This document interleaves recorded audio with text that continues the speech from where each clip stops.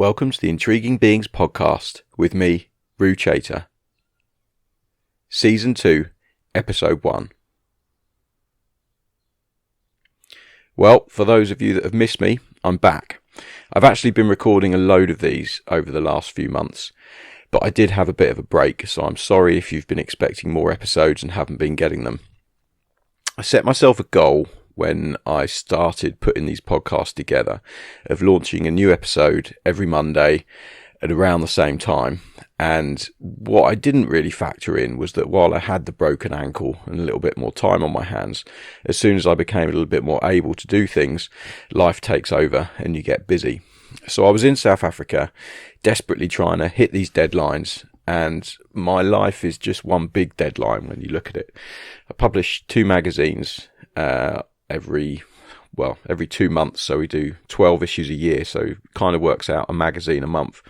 That's an incredible amount of work to put together and to get out there. So to add the podcasts into that just made things a little bit stressful.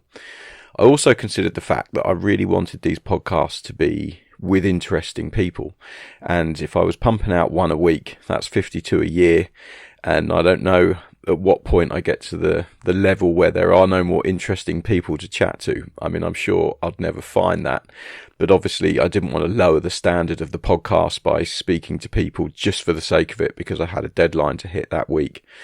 So after I did the second one with Lewis Crathern about the Red Bull King of the Air, I just decided to take a bit of a break. I didn't even let you know I was taking a break, I don't think. I just went dark for a little bit, and I really enjoyed the chance to sit back and take stock and just have a little bit of a rest. Anyway, it didn't take long before I started recording the podcasts again, and I started recording them in South Africa and have been recording them ever since. I've actually lost count of how many I've recorded now, but what I'm struggling to do is find the time to actually edit them and put them together. But I've got some great episodes in the bank.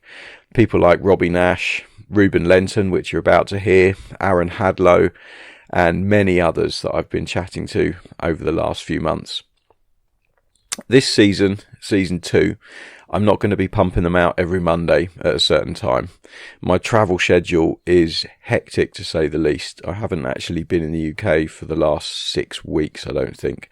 And I've been on many different continents and countless flights, travelling around, doing my day job. So my plan for this series is just to release them as and when they're ready. And that means if I've got some time during the week, there might be a couple of episodes coming out. Or if life's a little bit stressful and we've got deadlines at work, you might not hear one for a couple of weeks. However, if you are a subscriber, you will always get the notification. So make sure you hit that subscribe button, and then you'll be kept up to date of when they're coming out. Of course, I'll be sharing them on social media and putting them through all the usual channels, so you should get hold of them. But I really hope you enjoy this next series, and there's some great ones in there, so be sure to share them with friends. So this next episode is with Ruben Lenten. Ruben's one of the enigmas of the kiteboarding scene. He's an incredible rider who's changed the face of the sport as we know it. There aren't many people who've had that much influence on kiteboarding as Ruben, and he's an incredibly talented young guy with a very switched on head. He's had his ups and downs throughout his career. In fact, I'd say ups and downs probably mark his career the most.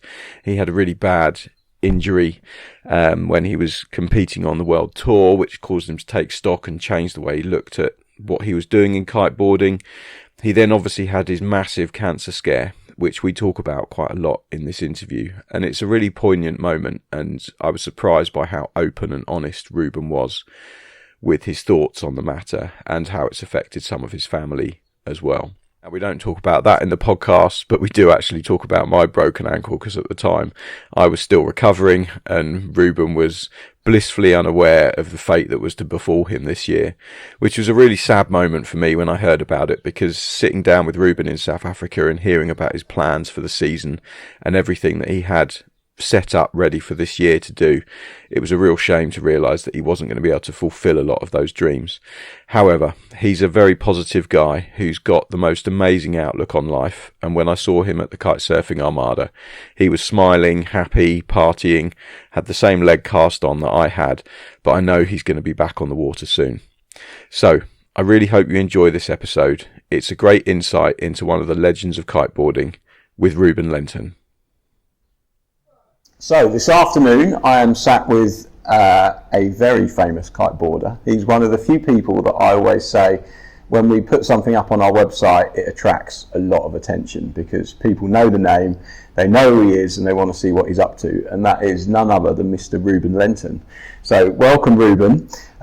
First question for you. You've been kiteboarding since the very beginning almost, it feels like, and you've been competitive and achieved many things, but how did you get into water sports? What was your initial kind of injection into the side of water sports and getting into the ocean and things like that? Yeah, cheers, Rou. Great to have a chat with you, and thanks for having me on. I've indeed been kiteboarding for 18 years already, so I believe the sport has been around for 25 years. I've been part of the past 18, so I've seen quite a few bits and pieces of the sport, and yeah, I still love it every day. So I used to live close by the beach. I started flying power kites when we were like 8 years old, 10 years old, with my friends, always playing around. And eventually, yeah, we just saw this massive inflatable kite out on the water, and that just inspired me to just take a look, and it's like, wow, yep, that's what I want. And get involved. Did you have lessons when you first started? Because back then there wasn't really much around, or how was it in Holland? Was it sort of a little bit more set up? No, I mean, there were no schools at that time, so it was really watch and learn and trial and error. But yeah, we got through that phase pretty safe. The equipment was a two-line kite and a directional board, and trying to get up in the gusty winds. But yeah, it took me 3 to 4 months to learn, and then I got up and got the hang of it.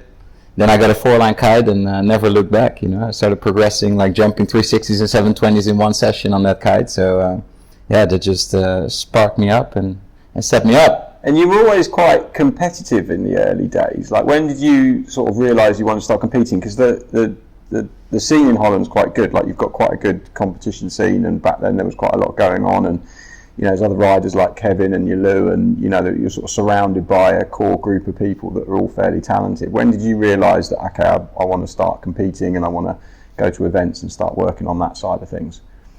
Yeah, I mean, in Holland the scene has been on fire since it picked up in the early days, like '99. And I was picked up by a coach called Stef de Jong. He was former Dutch champion.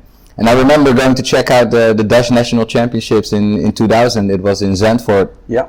So I went over there with my dad, and Kevin was out there. He's my cousin, Kevin and Jalu. So we grew up in the same town. So we've always been feeding each other energy and battling off each other to get better. But besides the national championships, they actually organized a little rookie contest. So Kevin and myself and another guy participated. I got second, and yeah, at that event I got speaking with Wipika. They gave me a nice offer, but at the same time I got an offer from Slingshot, and yeah, that suited me much more. So I went with that instead, and yeah, I just grew into the competition life pretty naturally. I think when you're young and ambitious, you just you go with the flow and you give it your all. And as I was looking up to Stef de Jong and all the guys that were competing, it was just copy paste. Let's compete, you know. And yeah, that actually went pretty well. I remember doing my first World Tour event in 2002 at KPWT in Belgium. Yeah, getting like a hyperventilation during my heat against Christopher Tasti because he could do one-footers and stuff, and I just had the back row and the front row in my pocket. So it was pretty fun times. But yeah, that was my first competition, or actually second competition, but the first on the World Tour.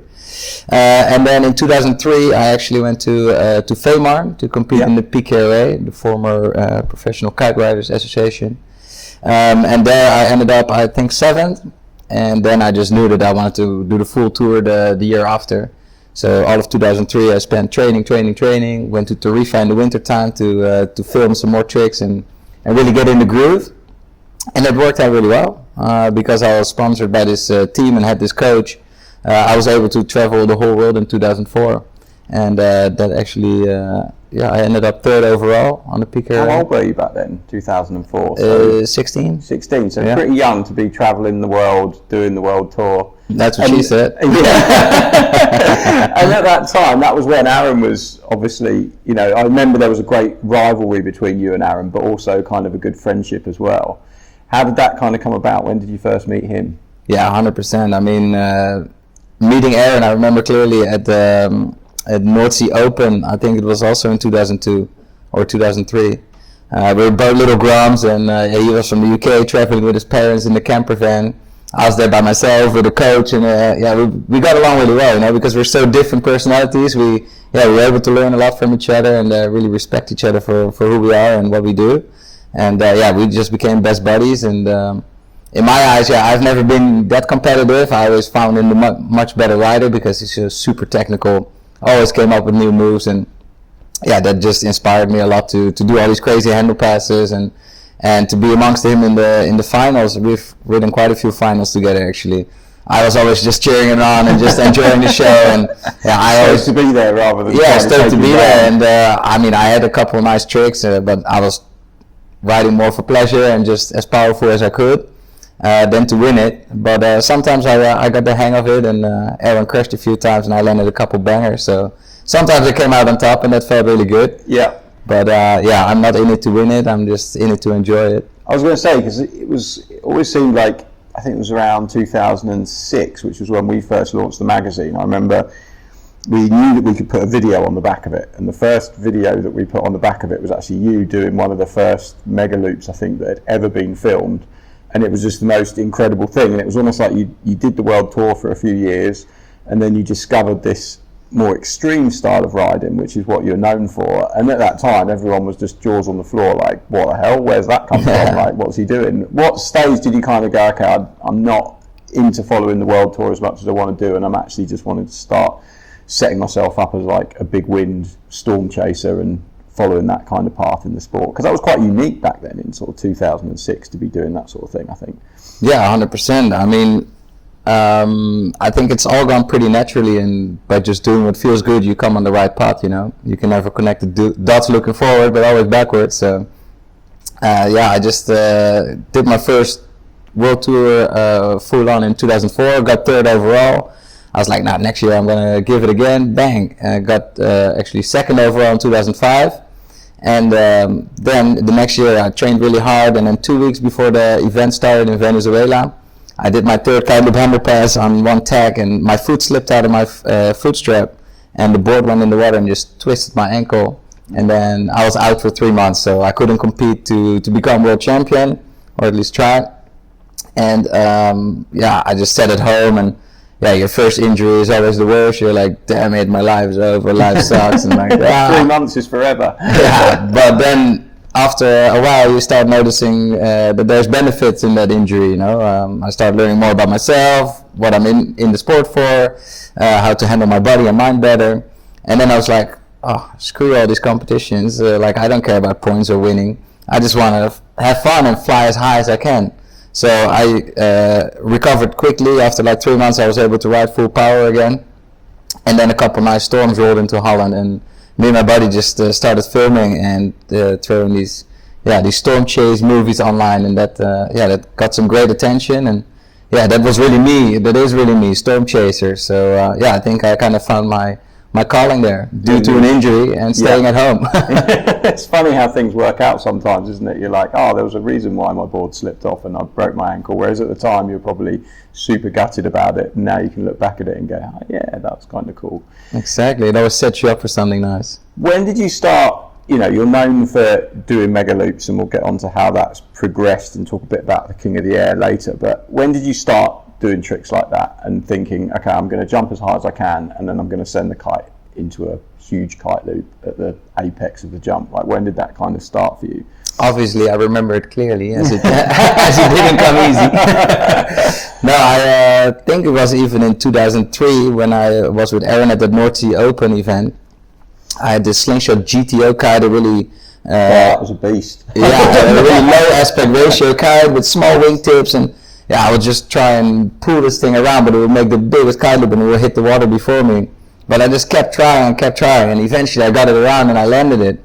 So I think it was 2003. That's when I kind of started building on the kite loops, and eventually we just took them bigger and bigger, and that's how the mega loop kind of came about. It's pretty cool to be the one of sort of, I guess the godfather's probably the wrong word because you're too young, but the kind of the founder of that whole aspect of the sport. Do you ever sort of look back and think, wow, how the hell did that happen? Or did it just seem sort of organic at the time? Yeah, I think it's pretty organic. I mean, there were guys in the sport that inspired me to the max for sure, like Bertrand Fleury, Jeff Tobias, and all the Slingshot gang. They were already like unhooked and getting very powerful. And yeah, I think they just handed us some nice ingredients to take to the next level for sure. You can already see now the young guys, they're ready, you know. And I'm 30, I'm like ready to enjoy and risk reward kind of balance it out.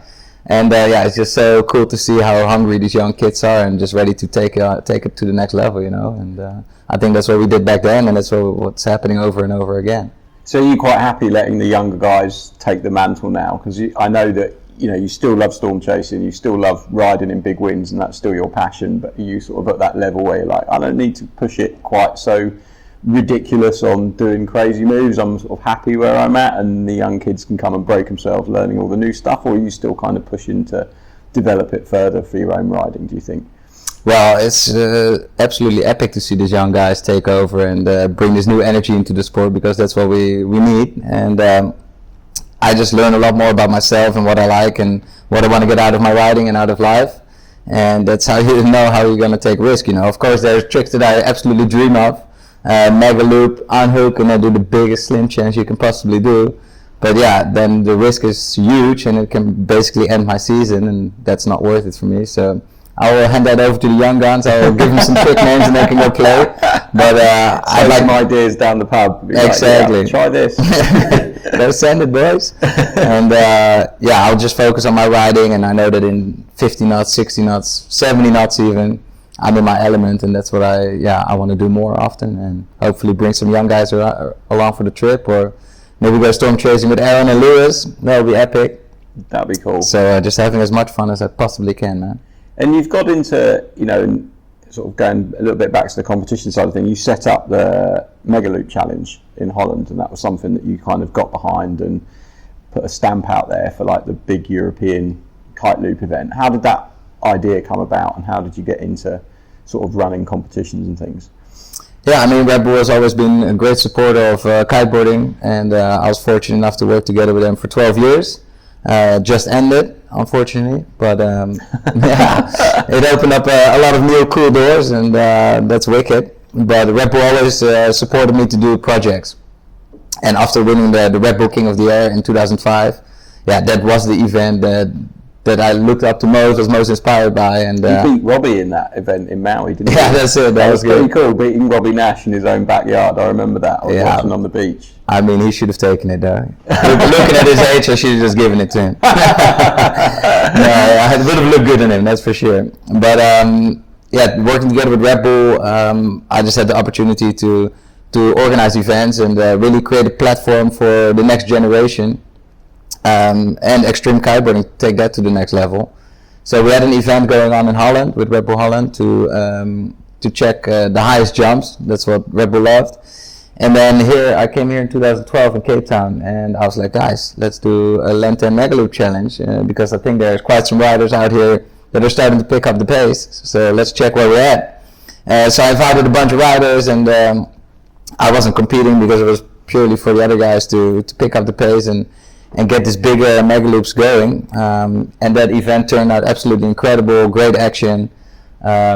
And then that became the Red Bull King of the Air in 2013. The King of the Air, wasn't it? So it kind of you paved the way for that to actually happen, which is quite incredible. Yeah, exactly. I helped a lot with that, and I learned a lot from organizing the events and working together with Red Bull, seeing how the other riders look to it, and yeah, I think big air is the most exciting discipline and the wow factor of the sport. So yeah, I'm very stoked and grateful that I could have paved the way for that.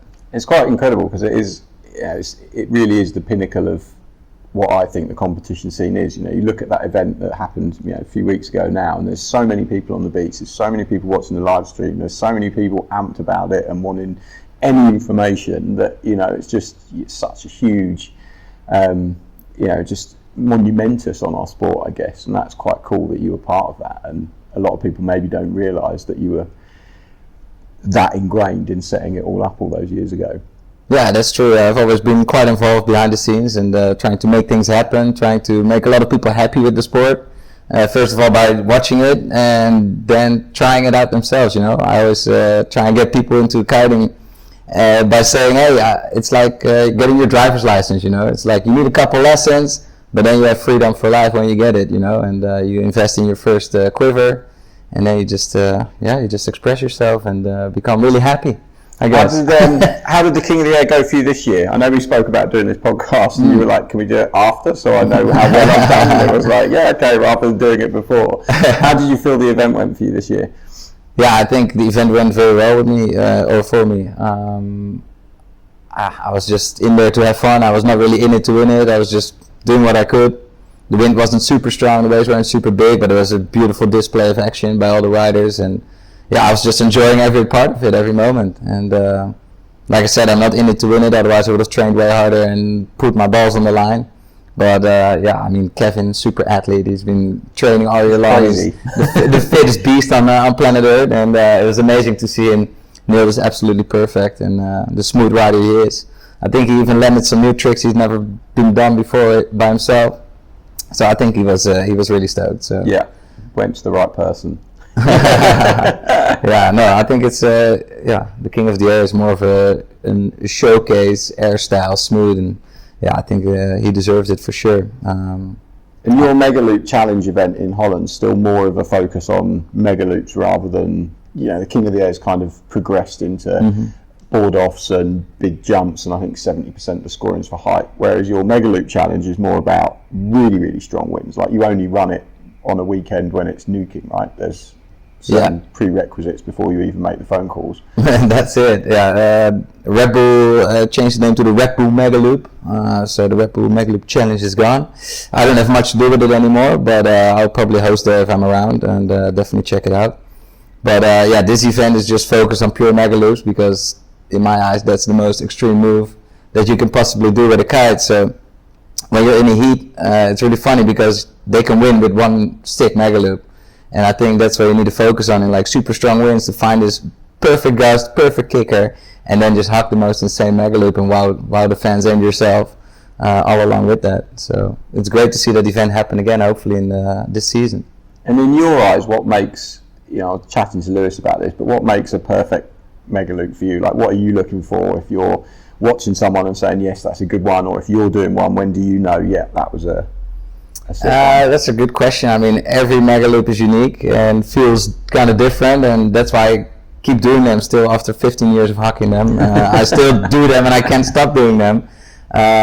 So yeah, sometimes you just have the perfect takeoff and you just get this gust and you just have this massive loft and you just keep flying up, and then you can just slowly pull the kite a full circle around, and then you just get this epic yank forward, and then you're just free falling a bit, and then the kite catches you and you swing pendulum underneath it, and then it catches you again, and then you land full speed. It's just like it's coming together nicely. The ultimate feeling. Yeah, that's it. And then turning rotations obviously is upping the feeling and the adrenaline. So I love my boogie loops, just diving forward, grabbing that nose, and then just cranking that loop, and yeah, just keep going with that.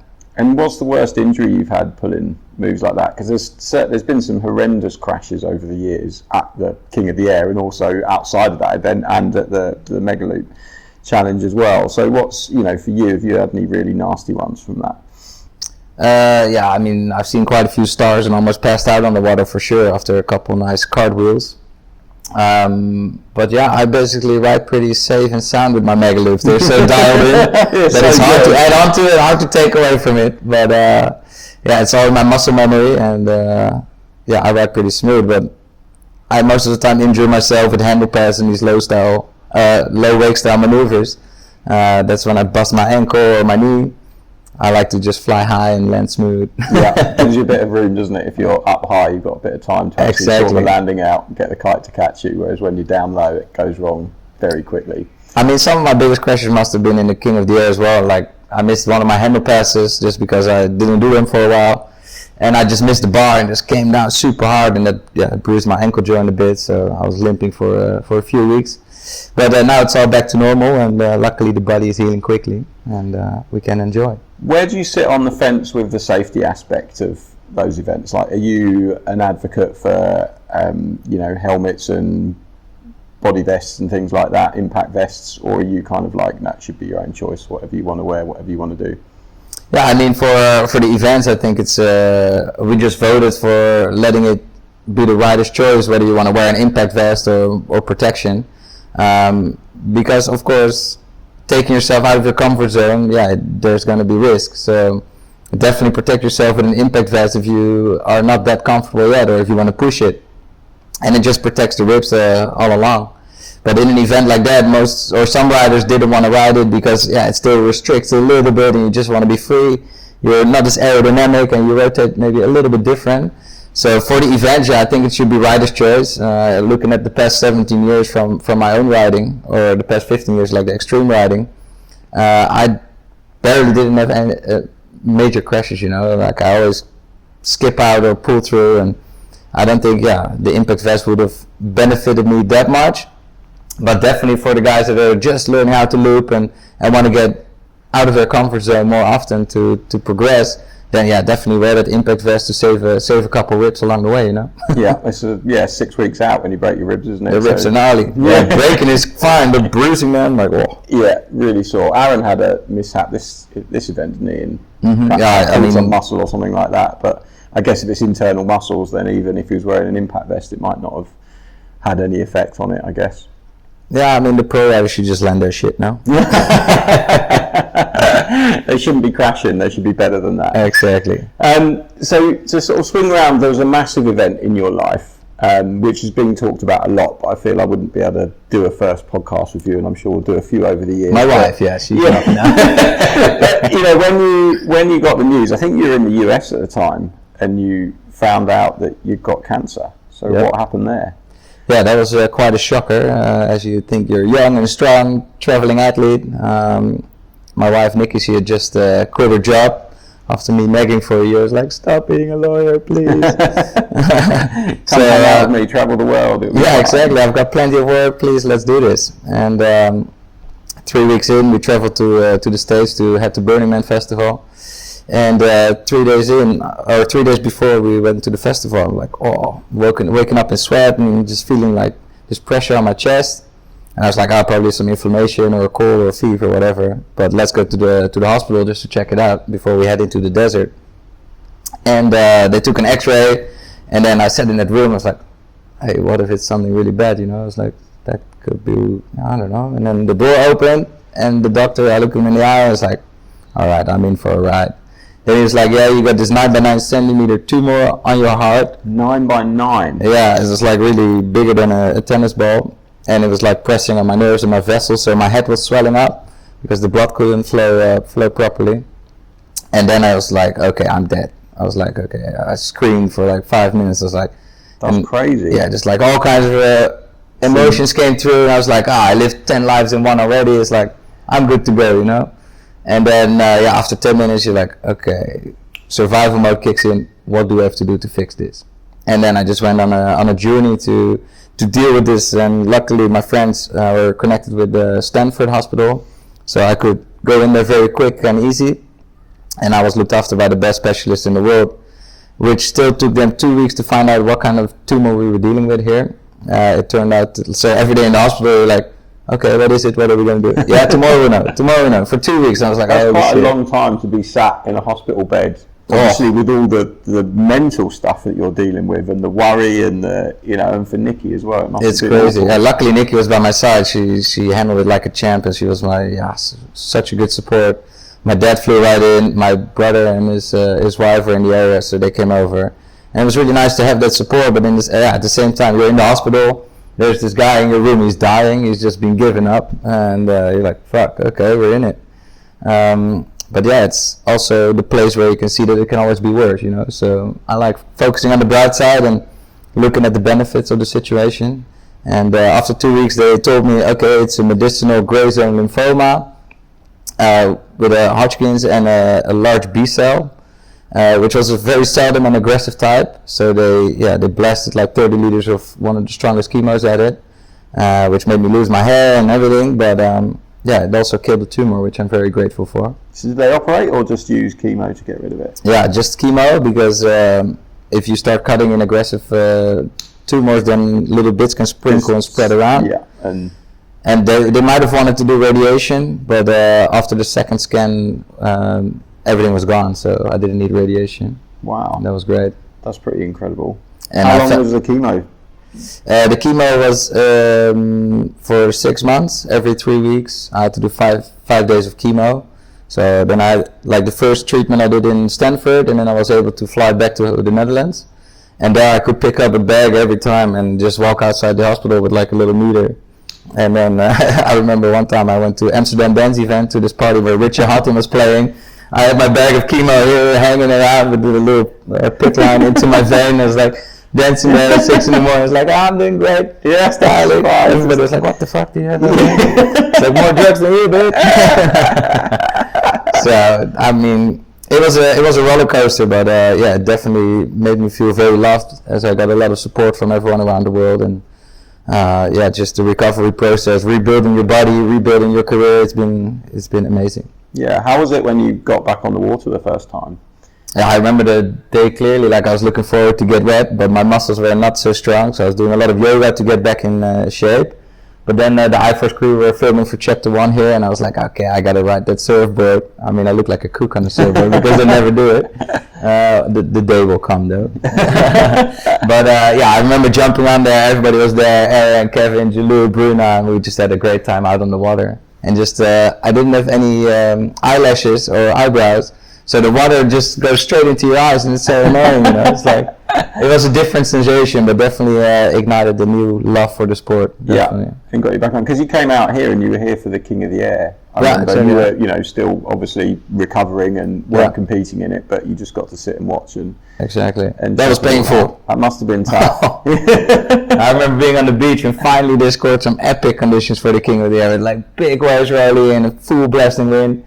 And there I was, and then I saw first Lasse crash, and I was like, oh shit. And then Lewis came falling out of the sky, and then I just, yeah, I kind of had this, hyperventilating from my cancer or my treatment. I don't know, after the treatment, you just started hyperventilating for the first time. I was like, it's like terrible. And yeah, when I saw Lewis like that, that really hurt me hard. Yeah, because you're good friends with Lewis, so, you know, that was a tough one, I think, for everyone Very to tough. watch. But when you're actually there on the beach, seeing it happen and unfold, it's pretty horrifying, I should imagine. Definitely, and then they had to put him in a coma, but he handled it like a champ, man, and he's still sending it like a boss. So. He's come out, he's funny, isn't he? He just sort of has the attitude, well, I can't remember what happened, so it doesn't bother me. Yeah, no, it's true. He's just like, well, it was a big impact for everyone else, but everyone else is bothered by it, his parents, family, friends, and he's just like, well, I don't remember it, so it doesn't play with me at all. He thought it was 2 days, but it was like a week. Yeah. So you're totally free now from the cancer and stuff like that? Because I know it's one of those things that when you never know, right? You get it, you never know. Like, we did an interview with Don Moore, who I think you know, who used to do Kitesurf UK magazine, and he got malignant melanoma skin cancer, and it's basically like he's been told, well, until you die of something else, we'll never know if you got rid of the cancer or not, because, you know, you've just got to live long enough to die of something else. So have you been given the all clear? What's the sort of prognosis for you at the moment? Yeah, I was for the past 2 years, I was on a 3-month checkup, so every 3 months they take my blood and check it out. But now every 6 months I have to come back, and that will be for the next 2 or 3 years. But yeah, you just never know, and there's so many people being affected by illnesses or diseases and different kind of tumors that you have going on, but it's just a roller coaster. You never know what's going to happen, so live every day like it's your last, and do absolutely what you feel like, and just realize your dreams. Then you can never go wrong, right? Yeah, make the most of every moment. Life's short, you never know when it might suddenly get snatched away from you. That's it. How did your family react to it? You know, how did they cope with it? Yeah, I mean, to call my dad and tell him I have cancer, and like I woke him from his bed and I was like, Dad, I've got cancer. I just needed to cry, and it must have been so painful for him to just hear that his kid has got cancer and he's on the other side of the world. So he flew in the next day and was there for me along the way, and my whole family supported me greatly. My stepmom had to deal with breast cancer as well, so we kind of went through a little bump of a ride already.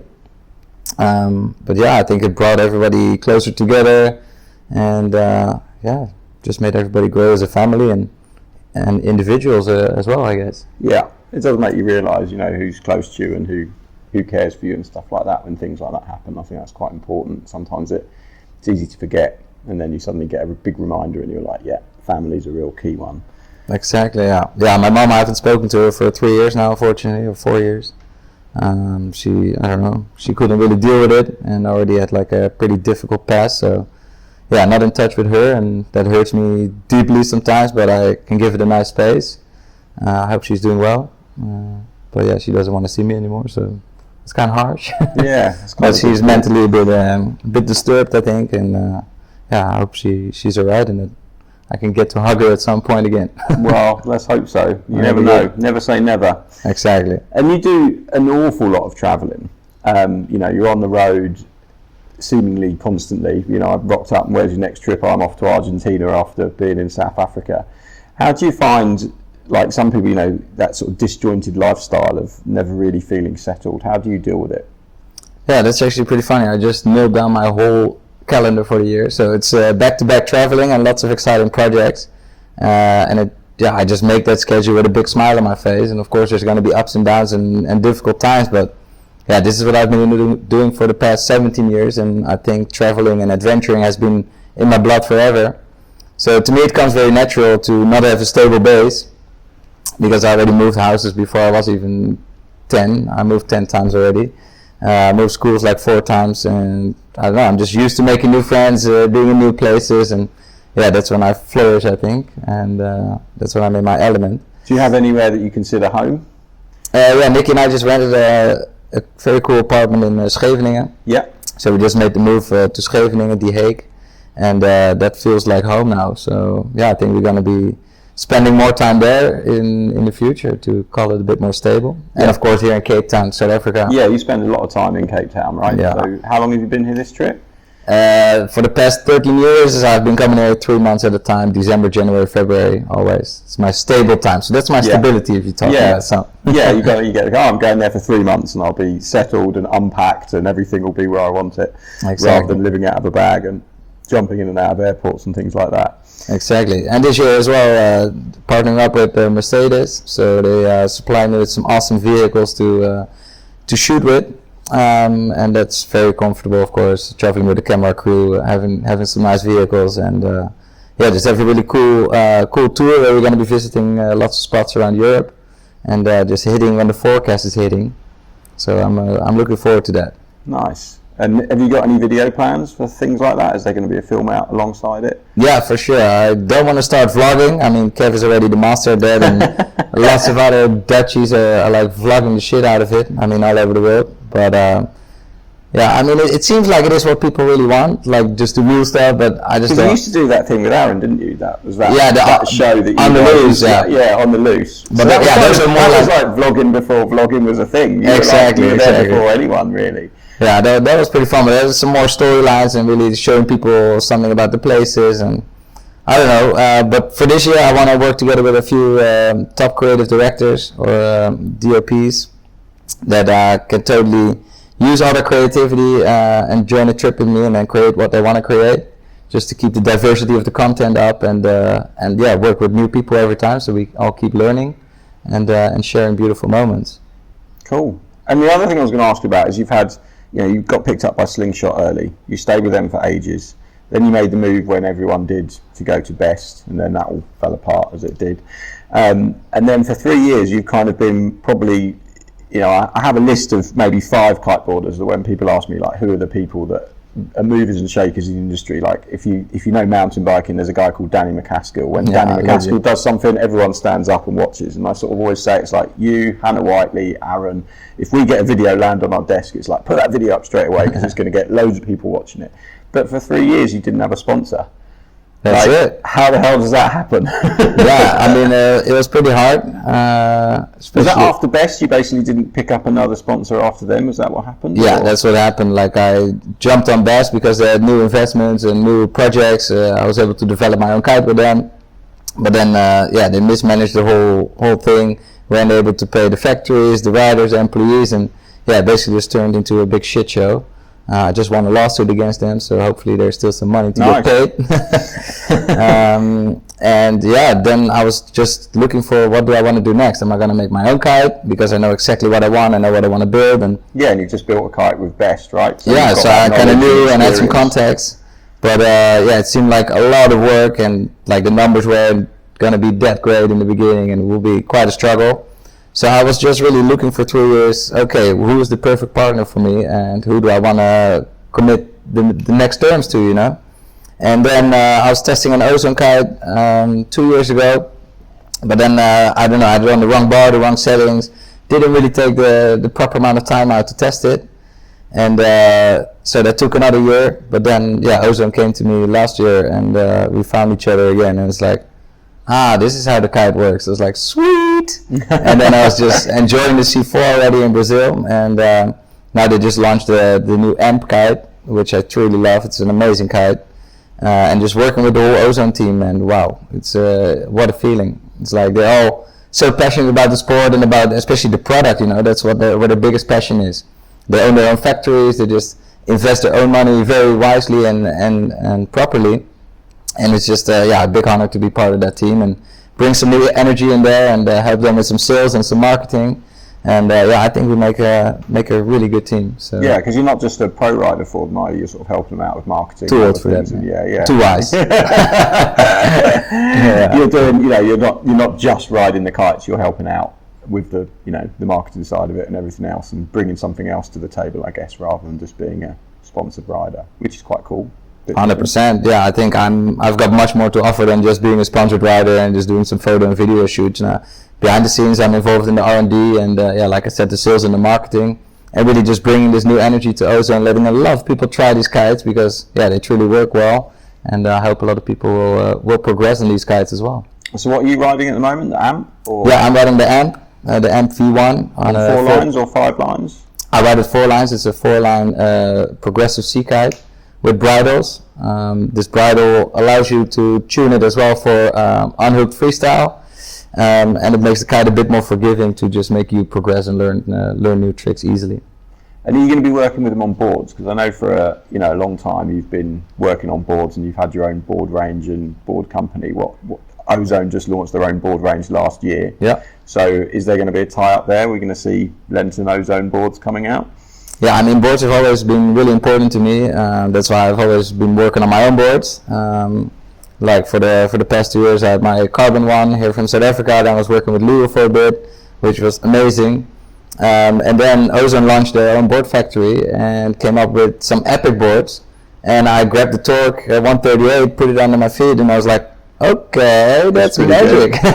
So that works very, very good already, and I'm looking forward to keep shaping the future with them for sure. Awesome. That's really cool. Yeah, man. And I guess the thing is at the moment everyone's jumping from whoever they're sponsored with to go and ride for North. That just seems to be the news around here, certainly this season. It's like, so-and-so's on North, so-and-so's on North. So you kind of buck that trend. But you ride for Mystic as well, and Mystic is obviously owned by North Technology Group now. Yep. Are you going to be allowed to stay Mystic and ride Ozone, or have you got any pressures from anyone to say, you should be riding North or anything like that, or is that definitely not happening? Well, with Mystic, everybody was thinking that I would go to North as well, but no, that didn't happen, and I'm super stoked to be a part and on my own mission. Nick and Jesse, they're rocking that world, and I think they have a very cool team around them, and partnering up with Mystic has been a very smart move, I think, just to open up the distribution and have that nice headquarters in Holland. I think that will speed up things for them very nicely. But yeah, I'm on my own program with Ozone, and Mystic is obviously happy to keep me as I'm been there from the start. You've been there for donkey's years, and you've got your own range of kit with Mystic, right? Yeah. So for 2019, we got some very exciting stuff launching in March with Mystic, the 2019 Lenten collection. It's going to be the highest range, or the most high-end range at the Mystic line. So yeah, I'm very grateful and happy with that design as well. So yeah, it's going to be cool. You're quite a busy person, because I know you're super passionate about music and you DJ a lot, and you DJ in some pretty big clubs, and that's a big part of your life. You're working on equipment with kites and boards, you're working on accessories, and you're riding as well. How do you find the time to do it all? I've got a lovely wife. She's the powerhouse behind it all. So Nikki's doing it all. Nikki's doing it all. No. I'm working hard. She's working hard, and we are working hard. So it's I think it's just the thing that I'm stuck in, like, very naturally. I love kite surfing. I love music. I love adventuring. So it all just blends in, and I just do what I love. And I think everybody should just do shit what they love and don't waste your time on other stuff. Have you always had that hard work ethic where you've just like been passionate about making things happen and, you know, getting up in the morning and doing work? Yeah, I think if you found your passion, I think getting up or doing work, half of it goes automatically. And if you have a vision, set a goal for yourself, and then just enjoy the journey towards there and make the most of it. I think that comes automatically with me, I think. Do you want a beer? If you had to choose between kiting and music, what would you choose? Definitely kiting. Really? Yeah, of course, because you can still kite with music. That's a fair answer for that one. And where do you think, you know, this year you've got quite a few plans and stuff like that. What's happening in Argentina when you go over there? Yeah, 100%. It's a very cool event. It's called the Kite Fest Argentina. I was invited over there last year. Together with Jesse Richmond, we put up quite a show there. And I'm going back this year to do some more demonstrations and some coaching, perhaps some judging from the national championships they have. They've got a very cool live stream going on ESPN Argentina. So I'm sure we'll be doing a bit of hosting. And Nick Jacobson is coming, so my stomach's going to hurt laughing. Should be good fun. What's the scene like over there? Is it quite a big kite scene, or is it sort of growing? What's it like? Yeah, I mean, the Argentinas are amped as ever. They want to get involved. They love kiting and surfing and soccer, or football, I should say. And it's Cuesta del Viento is the only spot I've seen now, but that's where basically a lot of cool people from the scene come together, and everybody seems super stoked on the sport, and even the governments, and it's a growing thing out there, and I can't wait to go back actually. Awesome. And then what's next after that? You said you've done your whole travel plan for the year already. Yeah, I know it. I just did it. So after Argentina, I've got 3 weeks at home where I'll be hopefully storm chasing if there's some around, jumping in the Mercedes cars and heading to where the magic happens. Then going to Norway for a snow kiting trip together with Ozone. Maybe join the Ragnarok, do one lap and then get lapped 5 times. Yeah. That's going to be fun again. But spending a week in the snow is going to be fun. I'm looking forward to that. After that, I'm going to Egypt, do some demos and DJ sets for Ozone and Egypt over there, for Ozone Egypt. And then what's next? Then we'll be road tripping to Spain. I'm doing a private Lenten experience with some very good Italian friends there. And then heading to the Isla Canela event from the Spanish Kiteboarding League. Yeah. And then I am heading to Rome for a couple of days in May, that is. Then I've got a speech to do in Holland on the 14th of May. Then I'll be basically chasing the forecast again for a couple of weeks. Yeah. Then going over to Hood River for the AWSI gathering. Yeah. Maybe a quick stop in Canada. I'll squeeze in Burning Man, hopefully, probably. And then there's the autumn storms to be chased. So I'm keeping busy. Yeah, and then we're almost on to December. Yeah, we'll visit New Zealand and Australia, and then come back to beautiful Cape Town. So. And you mentioned the Lenten experience there. That's a sort of a fairly new venture for you. You've been doing it for a few years. What's the story behind that, and what can people expect from it? Yeah, so that basically came from Nikki and I bonding our powers and building up a bit of a stable income besides the unstable sponsorships, I'd say. So just to be in control, we organizing these epic holidays where we coach people to the next level. We show them the right spots at the right time. We have a private chef and really make it like an epic group on an epic holiday.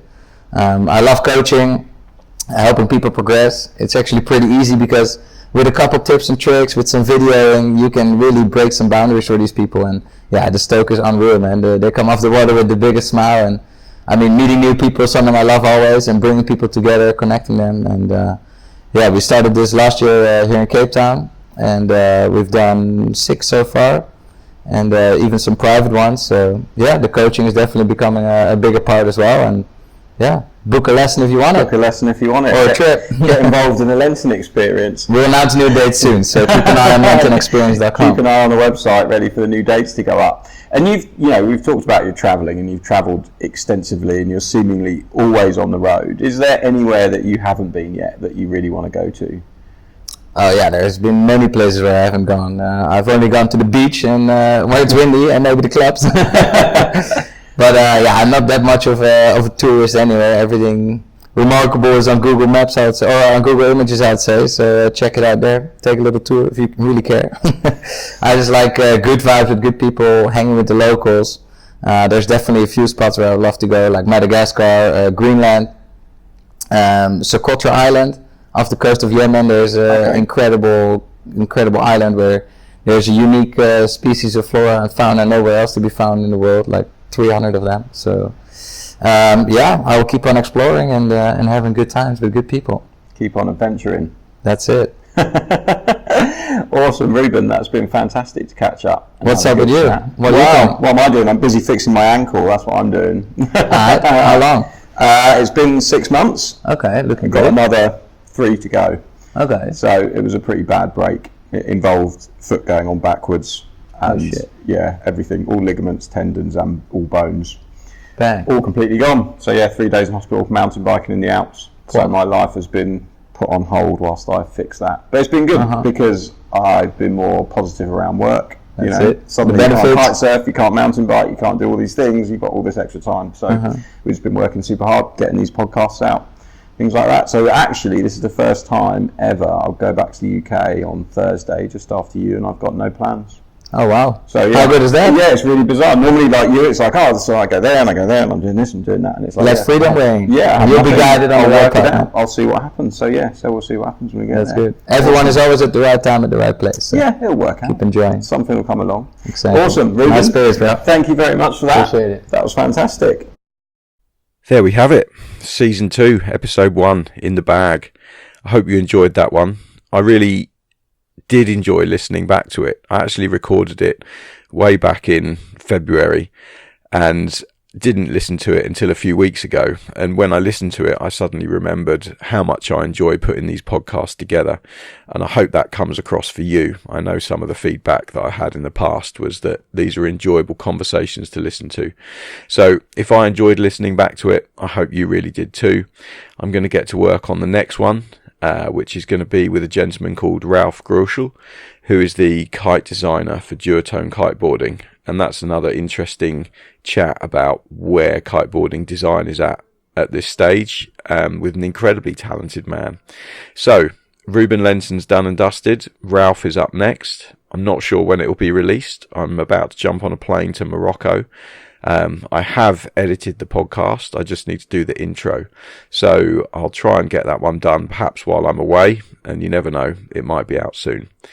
Anyway, have a fantastic week. And until next time, you've been listening to Rou Chater and the Intriguing Beings podcast.